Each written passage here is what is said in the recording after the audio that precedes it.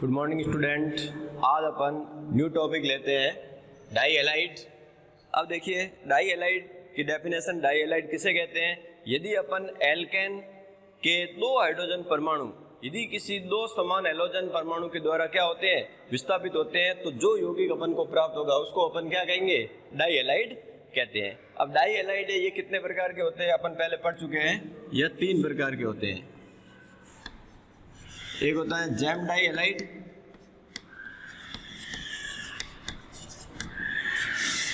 जिसको कहते हैं geminal dihalide,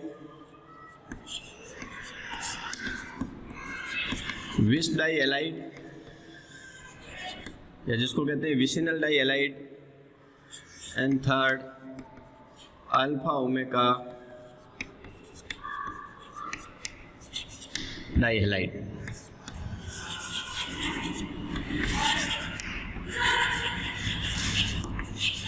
gem die halides,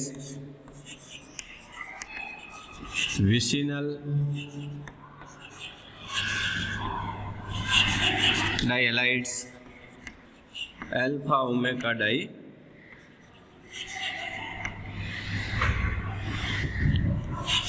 halides.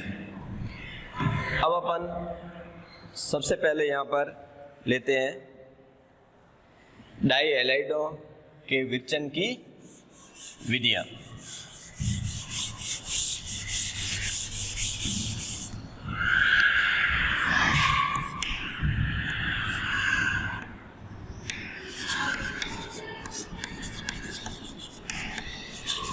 Die halide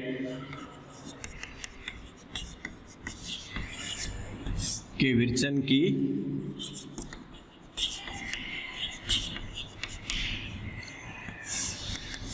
विधियां।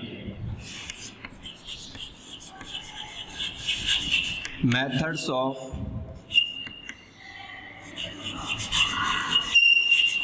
प्रिपरेशन ऑफ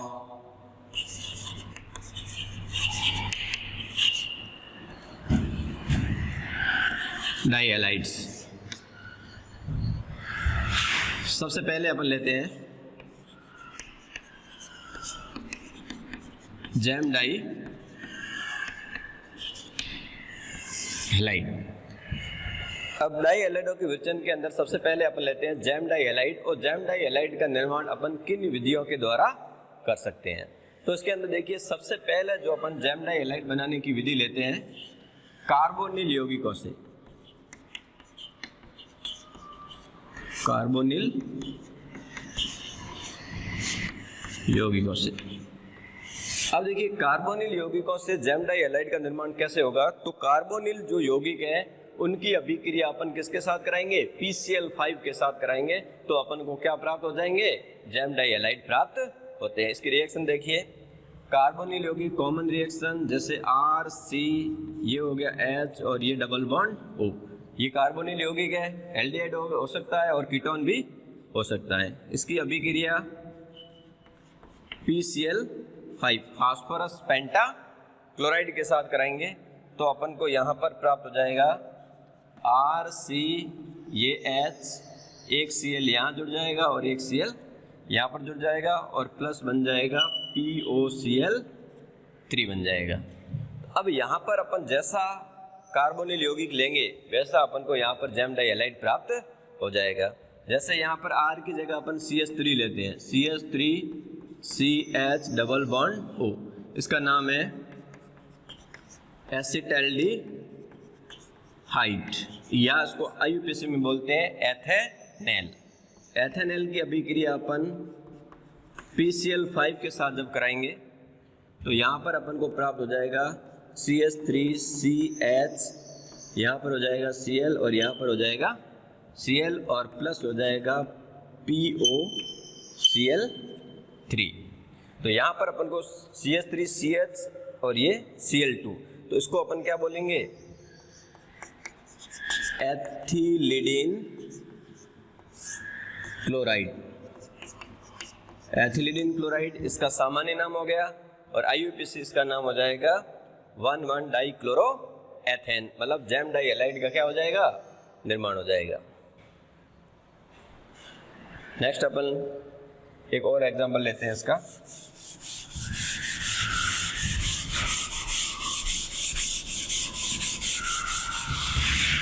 अब यहां पर अपन लेते हैं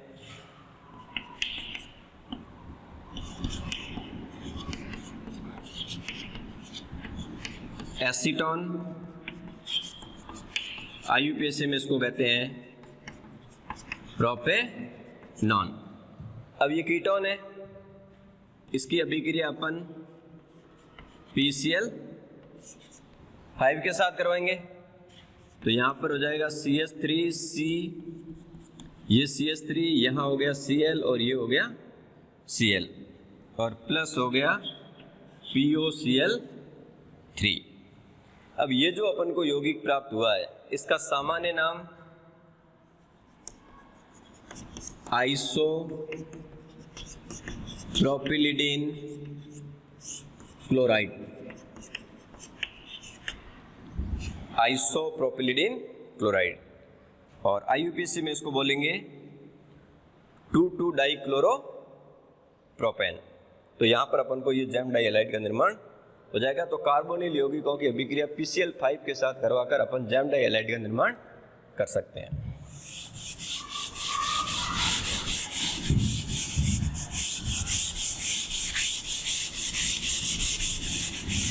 अब जैम डाई हैलाइड बनाने की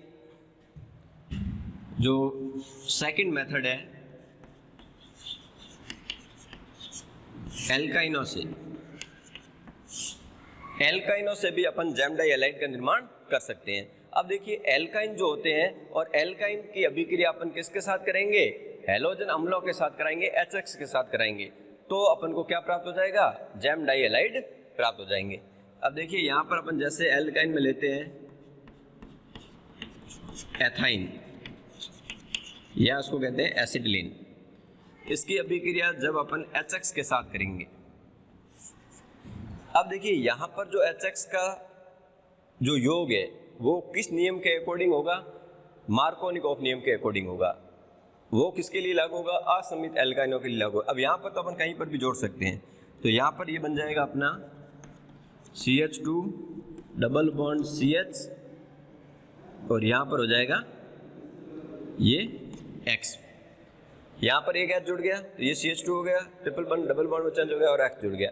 इसकी अभिक्रिया फिर अपन आगे किसके साथ करेंगे? वापस HX के साथ करेंगे।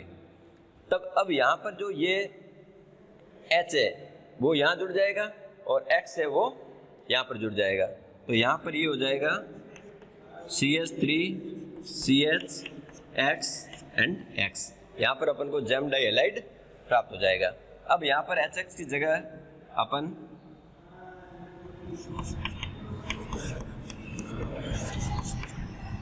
यदि HCl ले लें तो यहाँ पर हो जाएगा CH2 डबल बॉन्ड CH, और यहाँ पर हो जाएगा Cl।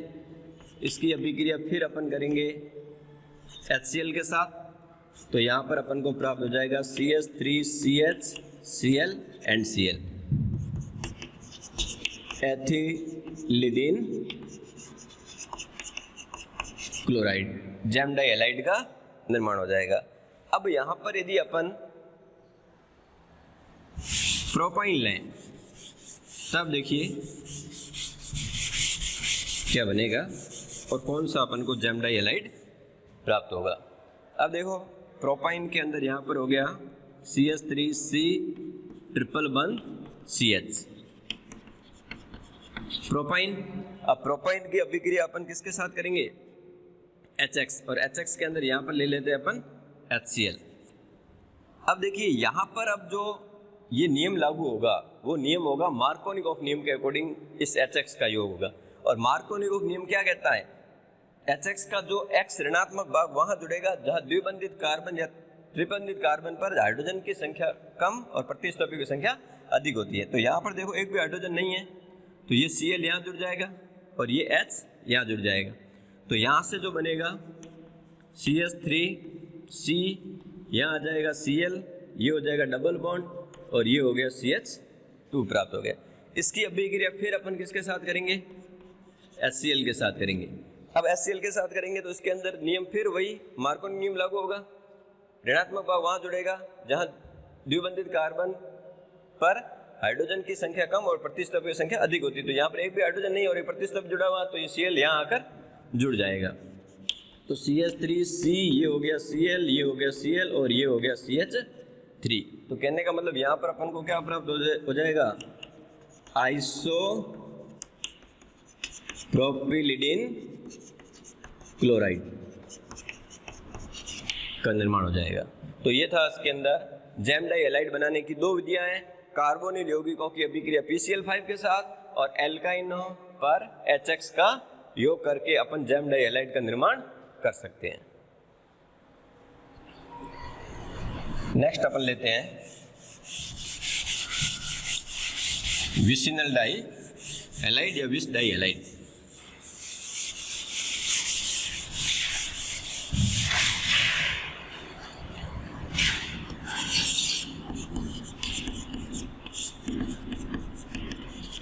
विस डाई हैलाइड या उसको कहते हैं विसिनल डाई हैलाइड्स। अब विसिनल डाई हैलाइड का निर्माण कैसे होगा, तो इसकी पहली विधि अपन लेते हैं एल्किन से। एल्किन की अभिक्रिया अपन H2 के साथ करेंगे, हैलोजन के साथ करेंगे, CCl4 की उपस्थिति में, कार्बन टेट्राक्लोराइड की उपस्थिति में करेंगे, तो अपन को क्या प्राप्त हो जाएगा, विसिनल डाई हैलाइड प्राप्त हो जाएंगे। जैसे यहां पर अपन लेते हैं CH2 double bond CH2, ethane alkene हो गई। इसकी अभिक्रिया अपन करवाते हैं, जैसे हैलोजन ले लिया Cl2 CCl4 कार्बन टेट्राक्लोराइड की उपस्थिति में, तो एक Cl इधर जुड़ जाएगा और एक Cl इधर जुड़ जाएगा, तो ये हो जाएगा CH2 डबल बॉन्ड चेंज हो जाएगा सिंगल बॉन्ड में, और यहाँ पर अपन को प्राप्त हो जाएगा विसिनल डाई हैलाइड और इसका नाम होगा ethylene dichloride. Ethylene dichloride, यहाँ अपन ये 1 और ये 1,2 डाई क्लोरो एथेन भी इसको IUPAC में बोल सकते हैं। इस प्रकार से अपन, और यहाँ पर आप जैसे एल्किन लोगे वैसा आपको यहाँ पर जो है विसिनल डाई हैलाइड प्राप्त हो जाएगा। तो पहली विसिनल डाई हैलाइड प्राप्त करने की विधि थी एल्किन से। सेकंड अपन लेते हैं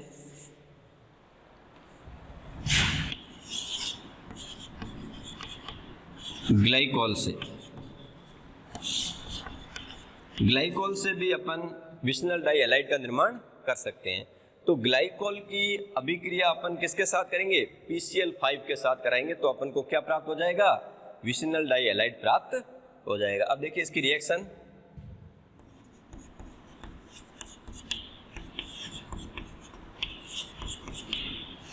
एथिलीन ग्लाइकोल या एथेन डाइऑल, एथिलीन ग्लाइकोल या इसको IUPAC में बोलेंगे एथेन डाइऑल। इसकी अभिक्रिया अपन करेंगे PCl5 के साथ करेंगे। तो देखिए यहाँ का H और ये H और इसके दो Cl मिलकर 2HCl निकल जाएगा, ये P और ये O और ये O, तो POCl3 बन जाएगा और दो Cl इसके आगे जुड़ जाएंगे। तो यहाँ पर अपन को प्राप्त हो जाएगा CH2Cl और ये हो जाएगा CH2Cl plus POCl3 plus HCl। अब समीकरण को अपन बैलेंस कर लेंगे, तो ये 2HCl हो जाएगा, ये यहाँ 2 हो जाएगा, तो यहाँ पर अपन को कितना लेना पड़ेगा, 2। तो यहाँ पर अपन को प्राप्त हो जाएगा ये विसिनल डाई हैलाइड और इसका नाम होगा एथिलीन डाई क्लोराइड। तो ये जो है अपन विसिनल डाई हैलाइड का निर्माण भी दो विधियों के द्वारा कर सकते हैं। पहला था एल्किन की अभिक्रिया H2 के साथ CCl4 की उपस्थिति में, और दूसरा था ग्लाइकोल से, और ग्लाइकोल की अभिक्रिया किसके साथ कर देंगे, PCl5 के साथ करेंगे, तो अपन को क्या प्राप्त हो जाएगा, विसिनल डाई हैलाइड प्राप्त हो जाएगा। नेक्स्ट अपन थर्ड अपन लेते हैं अपना अल्फा ओमेगा डाइहैलाइड।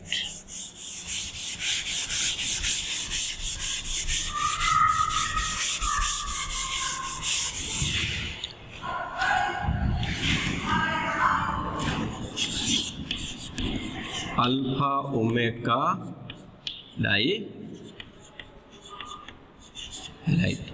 अब देखिए अल्फा ओमेगा डाइहैलाइड का निर्माण कैसे होगा।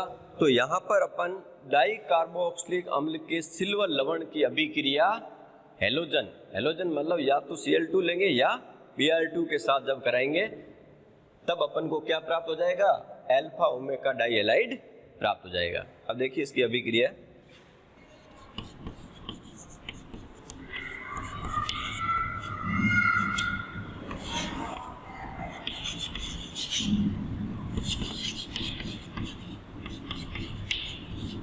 डाई कार्बोक्सिलिक अम्ल का सिल्वर लवण, इसकी अभिक्रिया अपन ने ले ली Br2 के साथ CCl4 की उपस्थिति में। तब देखिए यहाँ पर ये 2Ag और 2Br मिलकर 2AgBr निकल जाएगा। ये अपन 2 ले लें तो अपन को यहाँ प्राप्त हो जाएगा CH2CH2Br CH2CH2Br प्लस 2AgBr और CO2 के कितने मोल निकल जाएंगे, 2 मोल CO2। अब देखिए यहाँ पर Br2 कितने हैं, Br2 मतलब Br 4 है, तो यहाँ पर ये बंद यहाँ से टूट जाएगा तो 2 Br इधर जुड़ गए और 2 Ag के साथ जुड़ गए 2 AgBr बन गया। और यहाँ पर CO2 और CO2 के 2 मोल निकल गए। यहाँ पर जो अपन को प्राप्त हुआ इसको अपन क्या कहेंगे, अल्फा ओमेगा डाइहैलाइड कहेंगे। अब इसका जो नाम सामान्य नाम है तो इसका किया जाता है, तो इसके लिए कॉमन वर्ड मैंने बताया था पॉलीमेथिलीन डाइहैलाइड। तो पॉलीमेथिलीन इसमें कितने हैं, 4, तो पॉली की जगह आ जाएगा टेट्रामेथिलीन डाइब्रोमाइड, इसका सामान्य नाम हो जाएगा। IUPAC नाम हो जाएगा ये 1 2 3 4, तो 1,4 डाइब्रोमोब्यूटेन, इसका IUPAC नाम हो जाएगा। तो ये था अल्फा ओमेगा डाइहैलाइड का निर्माण कैसे होगा। तो अपन डाई कार्बोक्सिलिक अम्ल के सिल्वर लवण की अभिक्रिया किसके साथ करेंगे, Br2 या Cl2 के साथ, किसकी उपस्थिति में, CCl4 की उपस्थिति में कराएंगे तो अपन को क्या प्राप्त हो जाएगा, अल्फा ओमेगा डाइहैलाइड प्राप्त हो जाएगा। तो ये था इसके अंदर डाइहैलाइडों के विरचन की विधियां कंप्लीट हो चुकी है।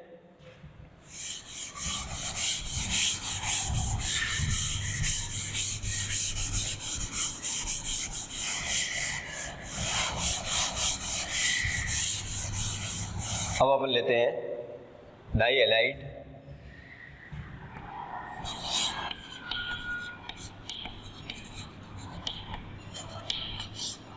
के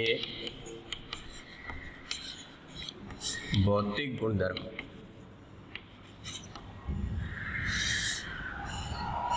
फिजिकल प्रॉपर्टीज ऑफ डाइहैलाइड्स। अब गुणधर्म के अंदर डाइहैलाइड को देखेंगे तो डाइहैलाइड जो है वो रंगहीन होते हैं और मधुर गंध वाले द्रव होते हैं, और ये जो है जल के अंदर क्या होते हैं, अविलय होते हैं, और कार्बनिक विलायकों में क्या होते हैं, विलय होते हैं, और जल से ये क्या होते हैं, भारी होते हैं। थैंक्स।